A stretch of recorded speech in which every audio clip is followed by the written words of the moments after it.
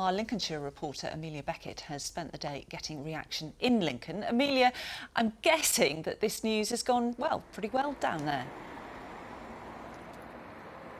Yeah, largely a positive reaction from local leaders here today. But of course, we only got news of this a few hours ago, so we don't know much of the detail just yet. As you heard from Charonpreet there, we do know we'll have £24 million to be spent up here every year for the next 30 years. That's across Lincolnshire, North Lincolnshire and North East Lincolnshire, which under these plans would be known as the Greater Lincolnshire Mayoral Combined Authority. Now, it's not the catchiest of names, but the overall hope is more investment and more exposure.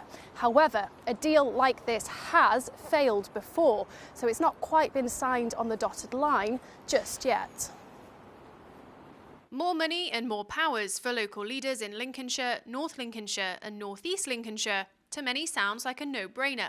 A devolution deal for Greater Lincolnshire was first put forward in 2016, but it failed at the final hurdle. Today, the Chancellor put it back on the table. We're publishing new devolution deals with 4 areas and offering devolved powers to even more county areas. Yes, Greater Lincolnshire is one of those, but what does it actually mean? Well, there'll be a directly elected mayor, like Andy Burnham in Greater Manchester or Tracy Brabin in West Yorkshire. It'll also mean more powers for local leaders on decisions from flood risk to transport. Leaders like Lincolnshire County Council boss Martin Hill. Well, I think there's a financial benefits, but also I think the big benefit is Greater Lincolnshire working together. We'll be on the national stage. We all know what a great place Lincolnshire is, and we know we've got a lot to offer. In 2016, this was rejected based on opposition to a mayor. What's changed since then? Well, I think the deal which is now being considered is, from our perspective, far superior. And also, I think people need to understand this mayor is not going to be some all-powerful figure who's going to tell everybody what to do. And in Lincoln today, a largely positive reaction. Actually, I think it would be a good idea because it would unite Lincolnshire.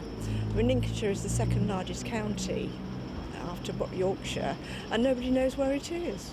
Well, I think it's always better to consider like locals' point of view, considering they're the actual people that live within the area. You know what I mean?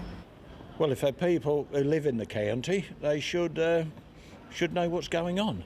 But back in Westminster, the Labour parliamentary candidate for Lincoln wants to see more detail. The question is, what powers will any mayor have? What is the exact area? And how much funding is going to go with it? I'm going to be cautiously optimistic. I'm not going to oppose this just because it's a Conservative government that is proposing it, but the detail really matters for Lincoln, and that's what I'm going to keep focused on over the next few weeks.